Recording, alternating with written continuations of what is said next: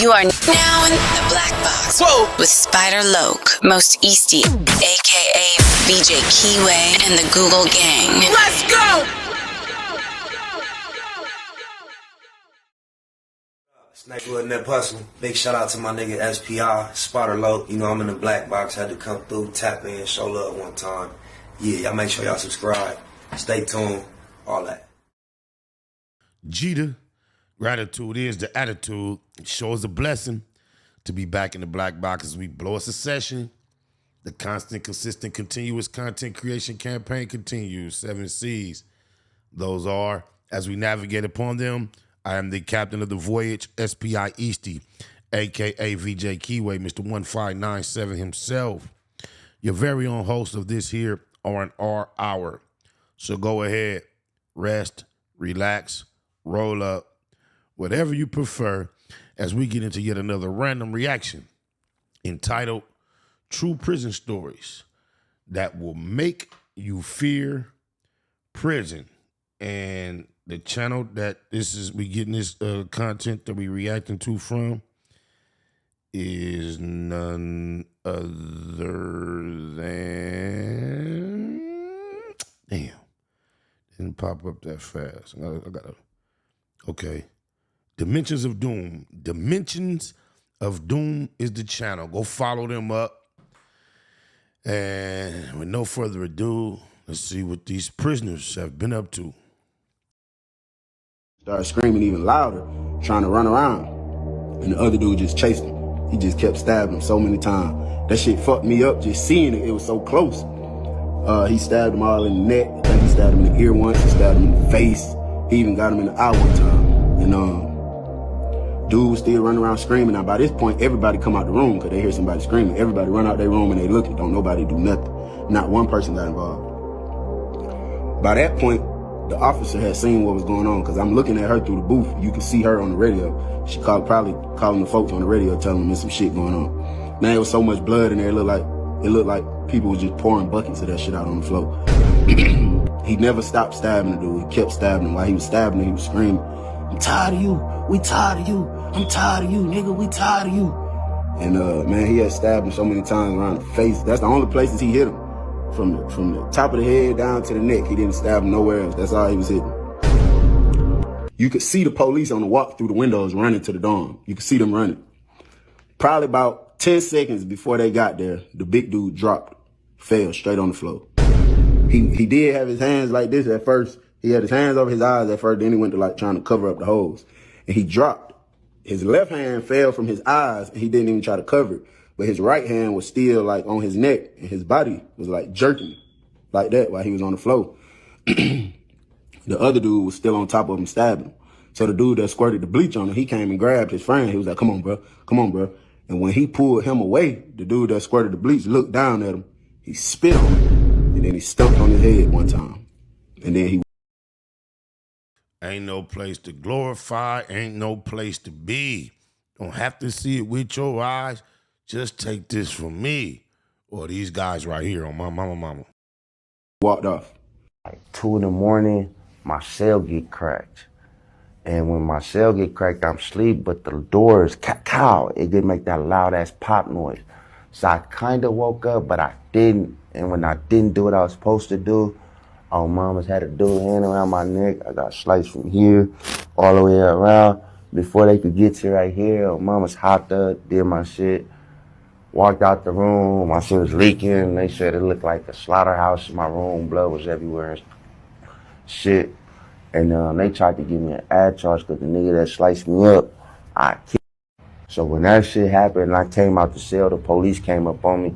I'm tripping on them because ain't no way in hell somebody could just pop my door. Like, that's a steel door. Like, if you want to get out that bitch from the inside, like, if you big enough and you with the function, you can kick that bitch off the hinges. But other than that, like, that shit ain't opening. So they was saying, like, it was a computer malfunction, this and that, yada, yada, whatever the fuck. This is a fact, not fiction. If you want to die, when you hear people say, if you want to die in prison, it's the easiest thing to do. Easiest thing to do. There's so many ways you can die. You go mess with the wrong person and say some crazy, you're going to die that day. you're going to die that day. So if you want to die, if somebody in prison tell you they want to die, they not telling you the truth. If you want to die, you can die. You go mess with them guards and do something you don't supposed to do or act like you trying to attack them, they'll kill you. You go mess with the wrong person in there, they'll kill you. You go when somebody say and take something that don't belong to you, they'll kill you. So if you want to die, you can die. So everybody in there that's living, they want to live. And you got to find what makes you want to live. You know, what makes That's a cold way to look at it, but I ain't hear no lie. you want to get back out here in society, get back out here to the people that love you. That's what you got to latch on to. If you don't have that to latch on to, then it ain't nothing going on for you in there. Sales was already little. That and Powhatan was probably the two.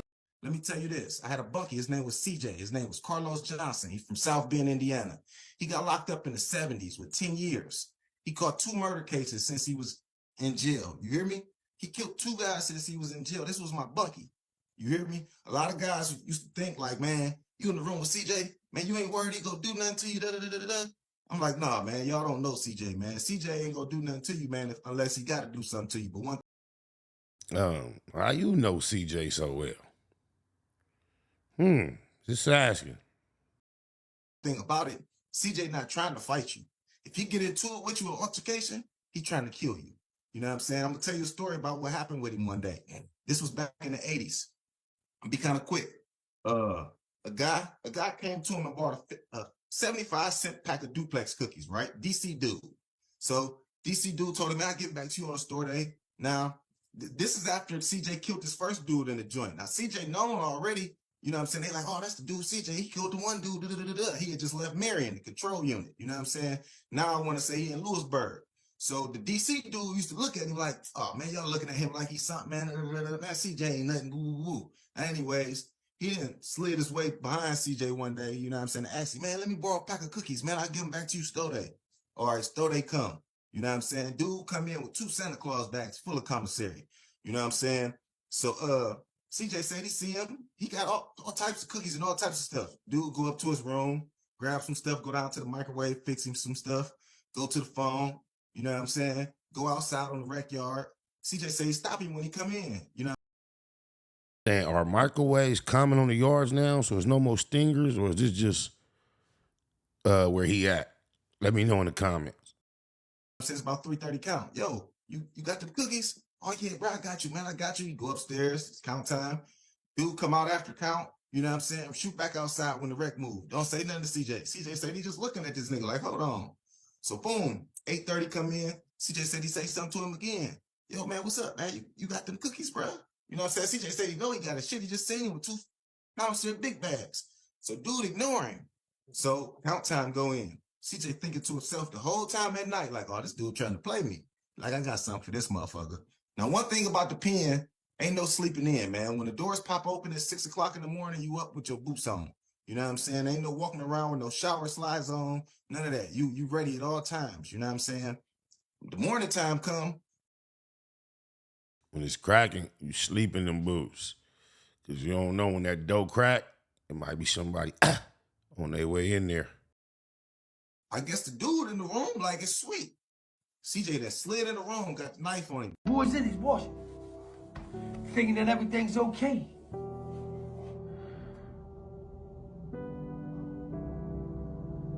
All of a sudden, I saw them make their move. Boom, they come in. They grab him, and there's no guards in this building. They're upstairs or they're outside. They're not down here with us. We used to fight in this thing called a shoe room. You come in, you can take your shoes off, they give you shoes, and you put your shower shoes on. We go in there and bump or clutch, and that's it, you're done. You fight in the shoe room. There was 4 men, 4 grown-ass, big-ass black teenagers ran up in here on this little white dude and proceeded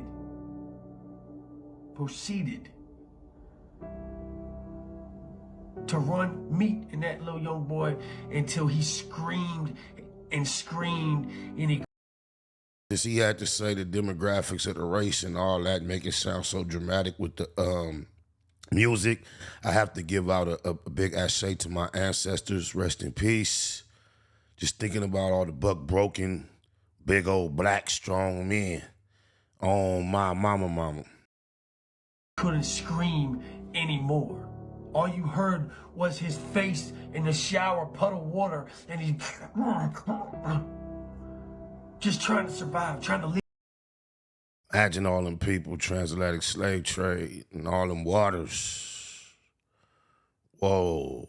I remember seeing a movie called, what was the name of that movie? Damn. It's the Nat Turner story. And, I seen a slave owner chisel out of slaves because he was on a hunger strike because he was protesting when he was being treated. So the slave owner took a chisel.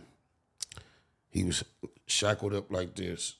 He took a chisel, knocked all his teeth out, stuffed a funnel down his throat, and poured all his porridge down his mouth while he choking on his teeth and blood and spit and gagging. He didn't hesitate, waste no time with all that pain. He just stuffed the funnel in his mouth and poured porridge down his throat because if the slave died, he would lose money on productivity. You can't die, I need you working for me. And if you would have heard how he was gargling on all that porridge and blood and teeth and spit.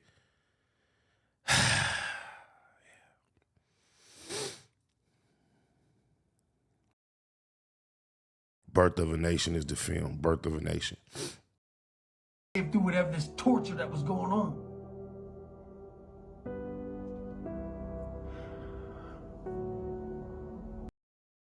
No sympathy, big white dude. I swear to God, it's no sympathy.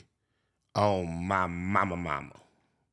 Terrible that a human experienced that, but while you had tried to make it say this little white guy and these big black guys, oh, you just gave me so many flashbacks of the historical torture my people have endured. Facts. You should have just said this little guy and these big guys, and maybe it would have hit different. Oh, my mama, because I don't give a f. They raped that boy for a good 5 minutes. If you don't think 5 minutes is a long time, go try 400, 500 years. It don't even compare. Skip to the next guy. So what? fight somebody for 5 minutes. Go fight one round of boxing. Tell me how you feel afterwards. And imagine laying in a pool of your own shit and blood. Imagine your wife and your children watching you laying there looking like that. And it was done just for the purpose so your wife and children could look at you like that. Come on, man. Get to the next. We living in America where they celebrate type of activity you talking about, man. Fuck out here. Shit and blood on the shower floor. Yeah, Cassie says she used to see that all over the sheets after the free hours. Come on, next guy. Run and bash your face.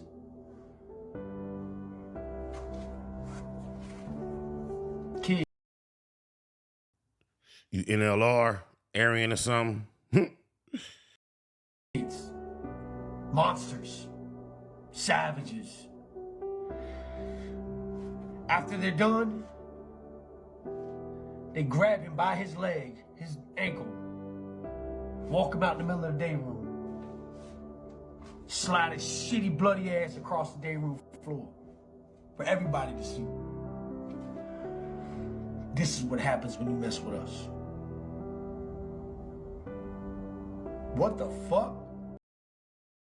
Yeah, it was taught to the demographic of the civilization by your ancestors. That's how I used to do our ancestors in front of their wife and children and the biggest, strongest, strapping ones amongst us.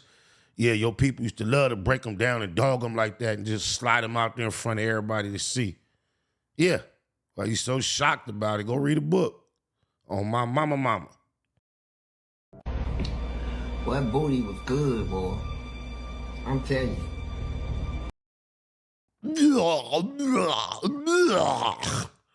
This muff. Ain't nothing like it, man. Real good, tight booty. What the fuck? Oh, my God. Look, I ain't nothing like you fucking rap niggas.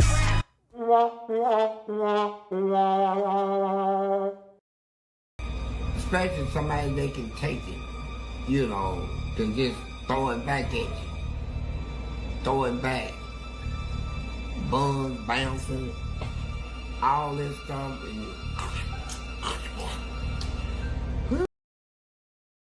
Imagine these stories. The last one the white boy told, this dude exists. He been popping for a while. And imagine Brick Baby running around the internet talking all that finger stink, buka butt, we play grabby ass dicky, and now he in jail and having allegations of being too close to that type of person. And he already talked about his finger stink and all that. Man, you know, this is why you don't play like that. This is why. Because those comfortable playing like that usually end up playing like that. Oh, mama. I went through that imprisonment stuff, man. And so I'm out here in society now. And I ain't gonna lie. I done had sex out here with women that they stuff wasn't as good as at booty, man. What the fuck? Oh my God!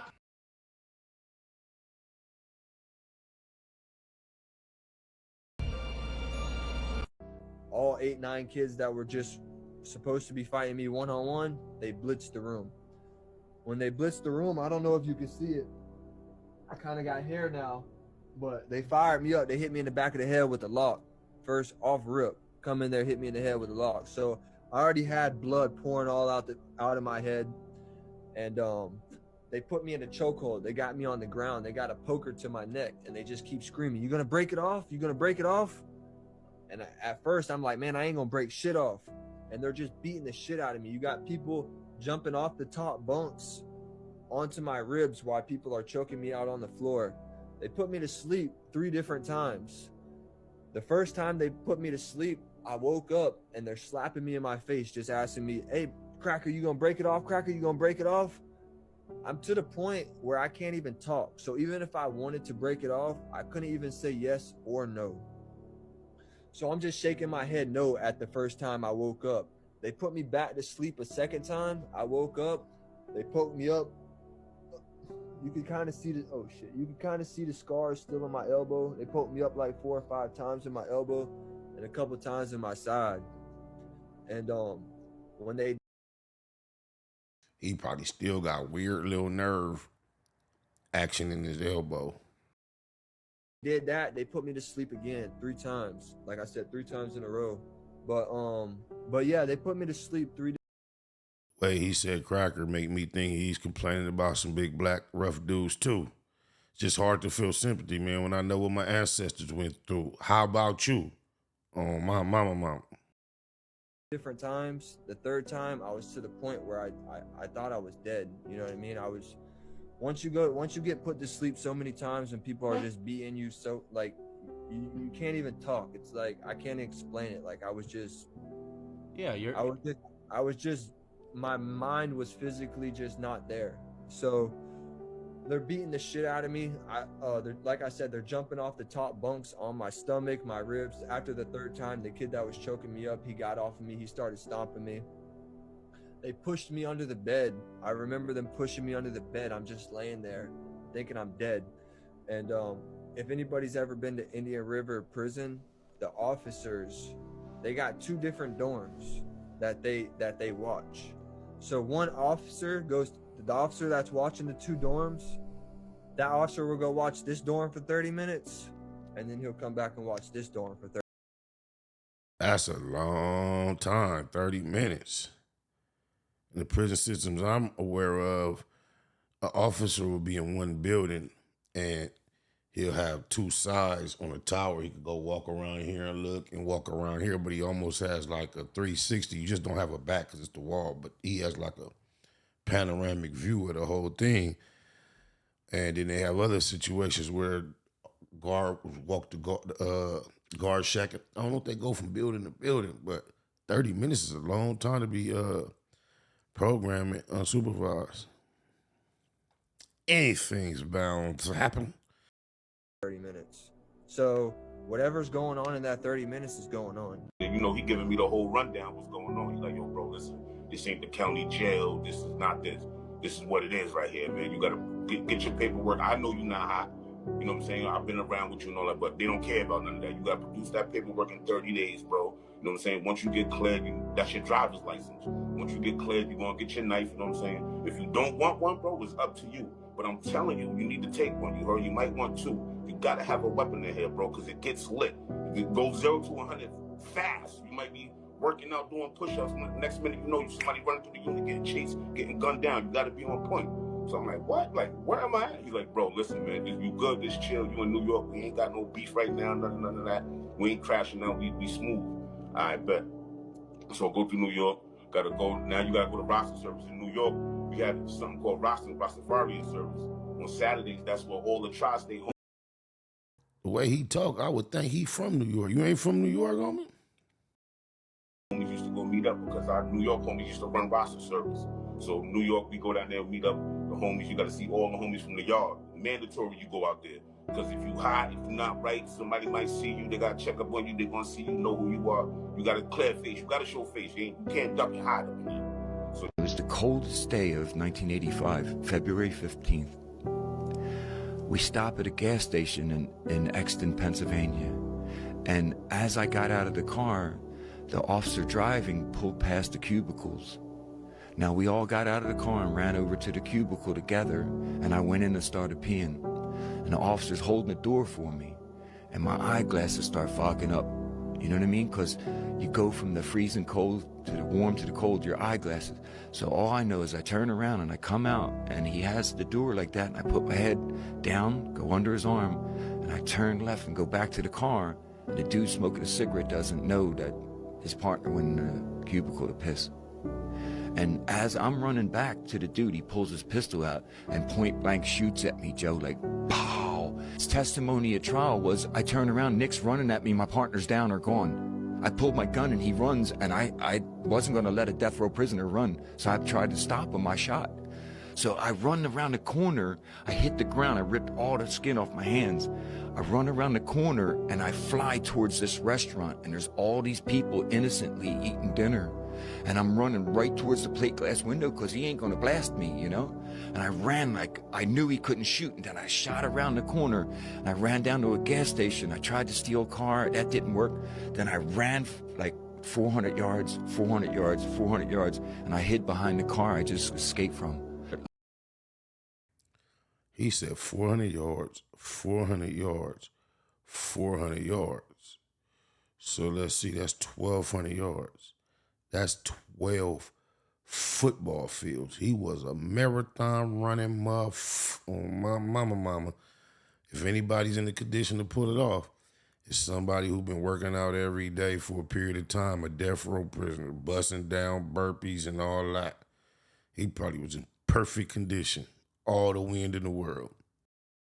Like, how do I just jump up and say, wait a minute, it was a mistake? You know, they already tried to shoot me in the face. Right. So I go hide behind the police station, and the next 4 hours, oh my God, I'm being chased by a helicopter.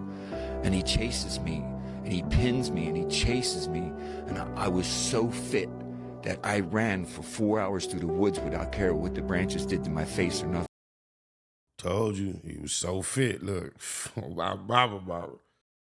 Man, I blew out both quads. I did my hamstrings. I ripped my feet open. I ran so hard in terror that I didn't care, man. And I got away. And I made it all the way to Florida, and I was going to leave the country and all this. And I said, I got to. I ain't gonna say when I first got in there, but later on that night, on my dead homie, it was a dead body in a room on Folsom Gray, G. On my dead homie, I saw a dead body laying in the room on my kids, folks. And then after that, food now. Shot at them, go get the little laundry bucket. They put dude body in a laundry bucket, pushed the shit to the gate. I said, this shit for real, on my kids. Man, I ain't gonna lie, man. I'm like, what the fuck is going on my kids, man? These folks just put a dead body in a laundry cart and pushed it to the gate and wait for the officer to come. Man, the officer didn't come to like 3, 4, 5 in the morning type shit when it's breakfast time. You ain't gonna never see no officers on my kids, folks. You ain't gonna never see no officers on my dead homie. You ain't gonna never see no officers. It's time to go to child or some shit like that, or go to your little classes.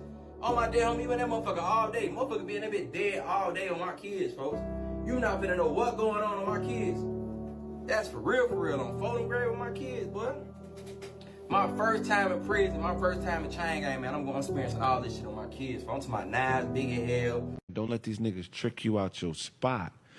Niggas start trying to trick you out your spot, triangulating your circle, spreading misinformation, playing you close, coming around you, acting like they there for a reason that they not there. They just there to make their presence known around you. They start playing little territorial games. And they put people in the middle of it. To me, see, that's the number one sign of a coward is if you got a problem with me as a man, you got to come to me.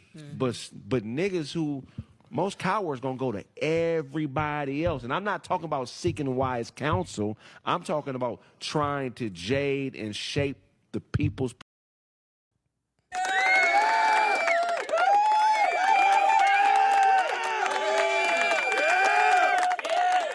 Cook to perfection. Perception of you that you're around, and that's a tactic. That's a cruel tactic because you basically saying I'm not man or woman enough to handle this issue on my own. They wasn't on my visitation. They wasn't even visiting my mama. They didn't bring my mama no money, help with no bills. They wasn't looking out for the fam. They wasn't doing none of that, bro. They wasn't looking out for me. You know what they were telling me? The same thing any man would tell me. Say, bro, I got my own problems. Say, bro, I got to handle my own business. And then you get to looking around, you like, damn. Now, I feel like the dummy, because I'm the dummy that was really believing that you supposed to do this for the hood.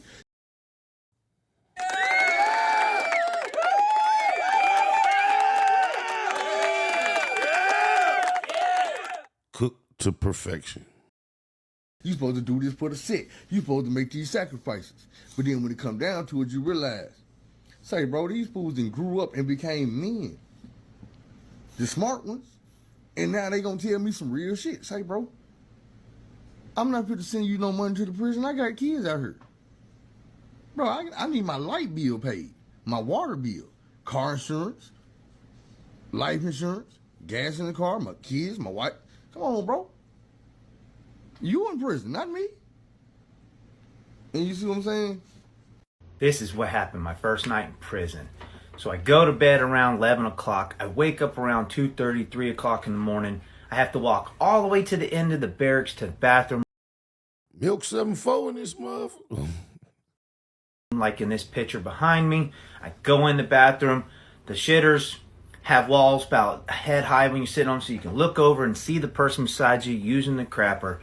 So the urinal's in front of it. I walk in, head down, half eyes closed. Didn't want to wake up all the way. So tired. I see this guy, looks like he's peeing in one of the toilets.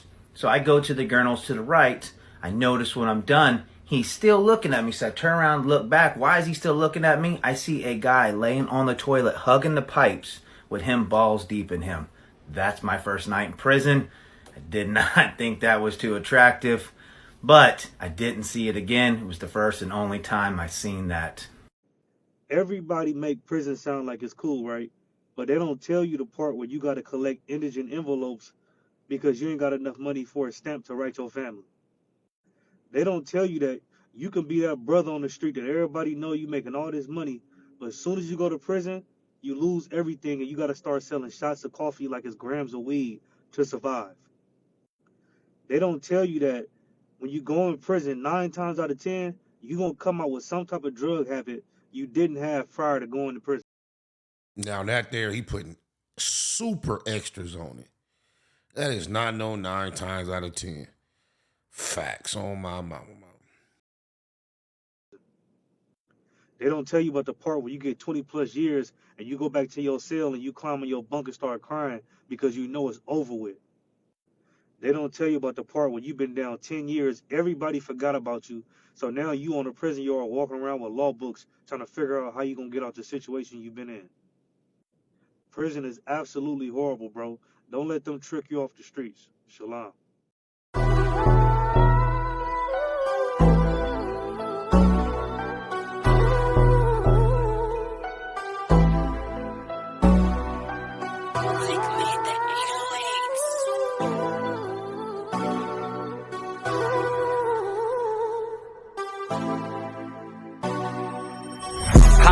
interstate and chase me a bag. Pop bottles every time that I pass. It's that mafia swag, fly crippin'. You see me drippin' all this Mac sauce. Bay Mac. Be about your money at all costs. Hop on the interstate and chase me a bag. Pop bottles every time that I pass. It's that mafia swag, fly crippin'. You see me drippin' all this Mac sauce. Bay Mac. Be about your money at all costs. I'm from the land of the crack pavement. When niggas holler stay dangerous and squabble up just like Javante Davis. Niggas haters, they on lame shit. We be on that game shit. He thought he got away. I chase him down LeBron James shit.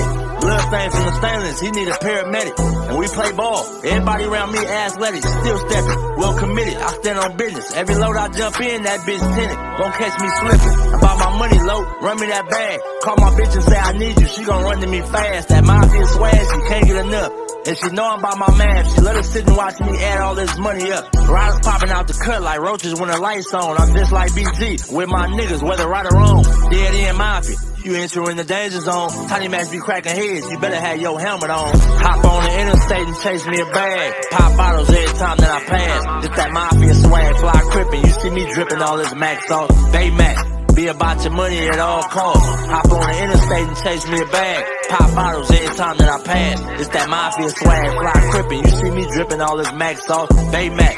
Be about your money at all costs. These niggas be hopping out of foreign whips and feeling like they run shit. The homie like Nick Cannon. He a fool with them drumsticks. Serve him and they done with. Have all of them niggas hit. Something heavy in my Bay Mac sweater. You see the gun print. Yeah, got me bent behind tent, but I'm low key, give a fuck about the busters. The real niggas fuck with me, I move solo. Two pro clubs over polo. You won't catch me in none of you niggas photos. Y'all too friendly. Hopping out, spilling my Remy, smoking on good pressure. Always in a different load. Gotta keep these niggas guessing. Firearms in my possession. Steady counting my blessings. Believe in God and believe in this weapon. And try not to do too much stressing. Ain't seen my daughter in months. And when we FaceTime, I shed tears, I can't help it. And still connected in these streets just like Wi-Fi. Chucking up the set for death though. We gon' rip ride. Hop on the interstate and chase me a bag. Pop bottles every time that I pass. It's that mafia swag, fly crippin'. You see me dripping all this Mac sauce. Bay Mac. Be about your money at all costs. Hop on the interstate and chase me a bag. Pop bottles every time that I pass. It's that mafia swag, fly crippin'. You see me dripping all this Mac sauce. Bay Mac. Be about your money at all costs.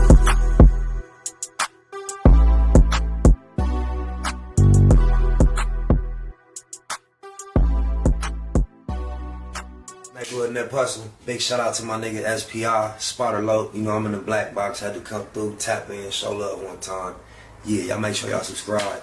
Stay tuned, all that. It's the homie cook-up boss, goddammit, Cub Low.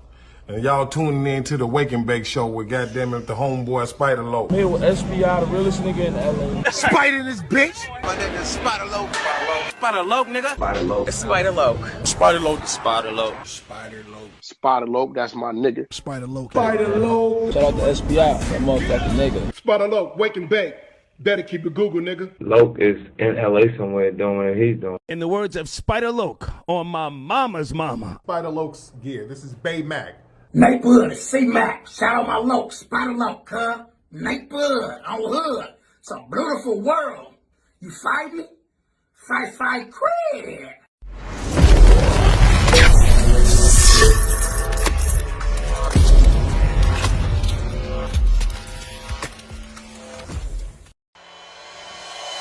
Point blank, through no subliminal dissing. When I listen, I can tell you never been on no mission. Sticking to the script, don't care if I offend you. Neighborhood crib, the marathon I overlook my continue. competition, never seeing them. I done trained my mind that I'm going. You could tell by how I walk, talk, I'm a boss. A east side millionaire, homie, what you thought? My life is a movie. They can't get close to me. They mad cause they can't be. I'm everything that they wanna be, yeah. You are now in the black box. Whoa! With Spider Loke, Most Easty, aka VJ Keyway, and the Google Gang. Let's go!